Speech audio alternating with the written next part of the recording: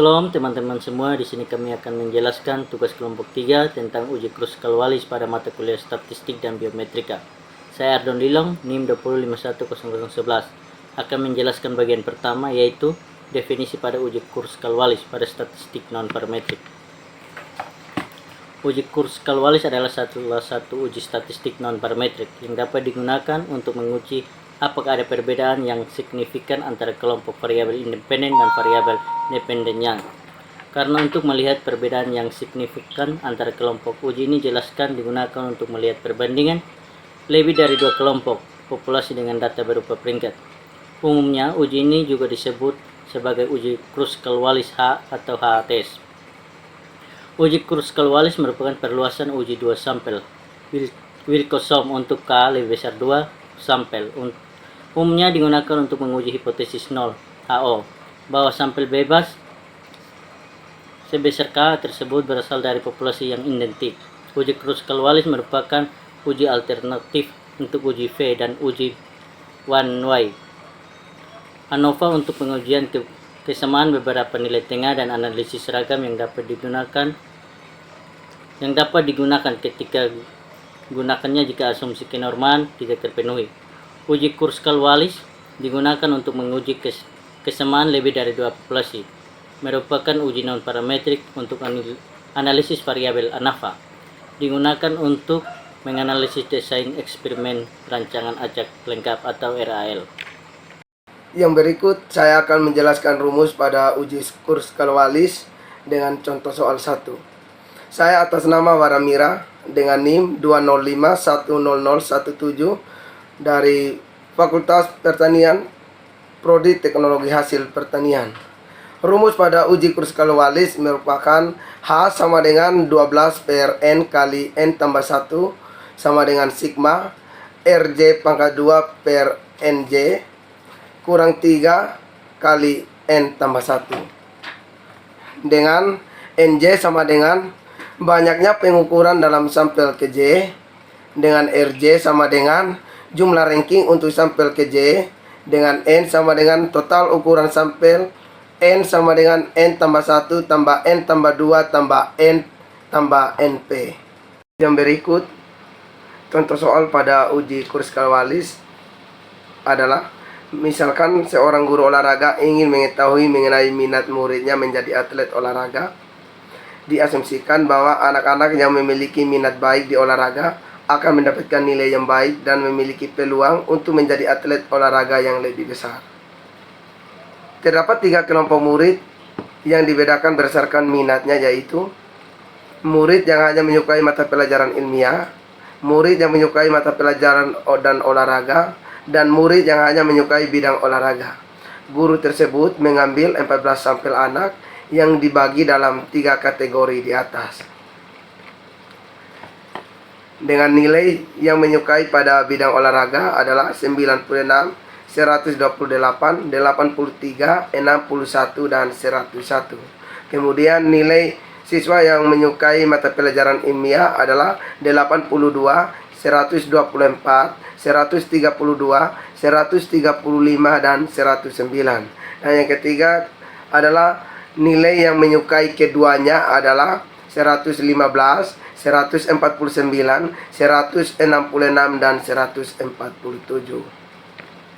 Pada uji Kruskal-Wallis kita harus menggunakan hipotesis.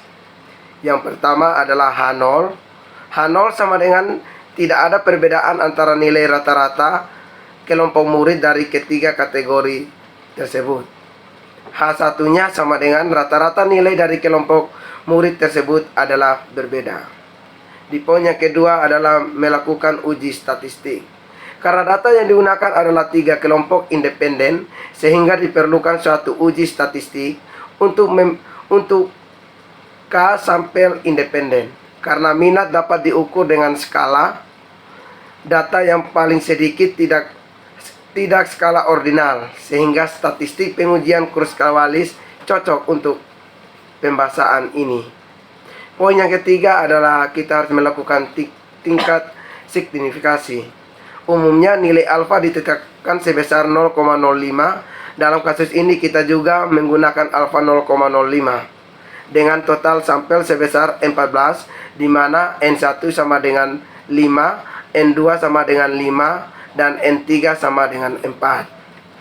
Untuk pengujian keempat adalah melakukan distribusi pengambilan sampel. K sama dengan 3, di mana nilai K didapatkan dari banyaknya kelompok. Yang kelima adalah daerah. Daerah pendaftaran adalah semua nilai H yang mungkin terjadi di bawah H0 dengan nilai kurang dari alfa 0,05. Cara kerja dan penyelesaian pada uji Kruskal-Wallis adalah kita harus membuat ranking untuk setiap observasi di dalam kelompok dalam pembentukan seluruh data yang digabungkan dan di ranking secara keseluruhan. Nilai ranking pada atlet yang minat olahraga adalah 3, 9, 3, 1, 5. Dan nilai ranking yang minat pada atlet ilmiah adalah 2, 8, 10, 11, dan 6. Kemudian nilai ranking pada atlet yang minat keduanya adalah 7, 13, 14, dan 12. Sehingga pada atlet olahraga nilai R1-nya sama dengan 22. Pada atlet yang ilmiah nilai R2-nya sama dengan 37, dan pada atlet keduanya nilai R3 sama dengan 46. Setelah dilakukan perengkingan ke seluruh observasi di atas kelompok masing-masing, maka peringkat untuk setiap observasi di tabel pertama dituliskan seperti pada tabel kedua di atas. Seluruh ranking pada kelompok masing-masing dijumlahkan dan dihasilkan R1, R2, dan R3. Setelah kita mendapatkan nilai R1, R2, dan R3, kita dapat menghitung nilai H dengan menggunakan rumus berikut. H sama dengan 12 per N kali N tambah 1 sigma. K per J sama dengan RJ di kuadrat dibagi 1 NJ kurang 3 kali N tambah 1. Maka nilai H-nya sama dengan 12 bagi 14 kali 14 tambah 1 sigma 22 pangkat 2 dibagi 5, di mana nilai 22 dapat dari R1 tambah 37 pangkat 2 dibagi 5, nilai 37 dapat dari R2 tambah 46 pangkat 2 dibagi 4, di mana 46 dapat dari nilai R3 kurang 3 kali 14 tambah 1. Maka nilai H-nya sama dengan 6,4 H. Kemudian yang paling terakhir adalah kita harus mengambil keputusan pada uji Kruskal-Wallis dengan menggunakan tabel O. Untuk N1 sama dengan 5, N2 sama dengan 5, dan N3 sama dengan 4. Maka H tabel lebih besar atau sama dengan H itu. Artinya, kemungkinan munculnya nilai-nilai di bawah H0 sebesar kurang dari 0,049. Karena kemungkinan tersebut lebih dari nilai alfa 0,05. Maka jelas, keputusan kita dalam pembahasan ini adalah menolak H dan menerima H1. Dalam kasus fiktif ini bisa kita simpulkan bahwa memang tidak sama dengan minat siswa menjadi atlet olahraga. Terima kasih. Baik teman-teman semua, perkenalkan nama saya Ishak Fasama, NIM 2051009 dari Prodi Teknologi Hasil Pertanian. Saat ini saya akan menjelaskan contoh soal yang kedua untuk uji Kruskal-Wallis. Contoh soal kasus yang kita akan uji adalah mencoba untuk menentukan kelas yang lebih baik dari suatu tes akademik. Hasil pengukuran yang ditulis itu ada pada tabel 1, sedangkan pengkondaian dengan memberikan ranking diberikan pada tabel yang kedua. Dalam pengujian ini kita akan gunakan uji Kruskal-Wallis dengan alfa 0,05 untuk menguji hipotesis bahwa kemampuan siswa adalah sama untuk ketiga kelas tersebut. Berikut data jumlah soal yang terjawab dari hasil tes 100 soal untuk siswa sampel dari ketiga kelas. Kelas 1 24,0, 16,7, 22,8, 19,8, 18,9. Dan kelas yang kedua 23,2, 19,8, 18,1, 17,6, 20,2, 17,8.